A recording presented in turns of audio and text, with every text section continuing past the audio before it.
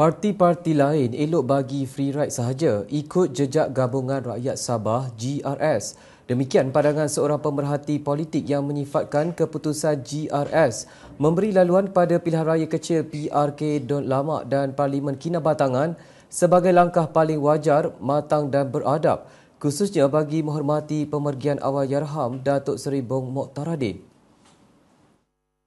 Menurutnya, tidak ada keperluan untuk mencetuskan pertandingan yang hanya akan membazir masa, wang dan tenaga sedangkan keputusan di kawasan itu sudah boleh dijangka. Tegasnya, langkah GRS seharusnya dijadikan contoh kepada parti-parti lain sekiranya benar mereka mahu menunjukkan kematangan politik dan penghormatan terhadap Allahyarham Bung Mokhtar. Terdahulu, pengerusi GRS Datuk Seri Haji Jinur menyatakan parti itu berkemungkinan besar tidak bertanding pada PRK Dun Lamak dan Parlimen Kinabatangan yang dijadual 24 Januari 2026. Katanya GRS secara prinsip memberikan laluan dan penghormatan terutama kepada Barisan Nasional BN sebagai parti yang menang di kawasan itu dalam pilihan raya negeri ke-17 PRN 17 Sabah. Malah katanya GRS juga akan membantu calon BN bagi memenangi kerusi berkenaan sulan parti itu juga berada dalam kerajaan negeri.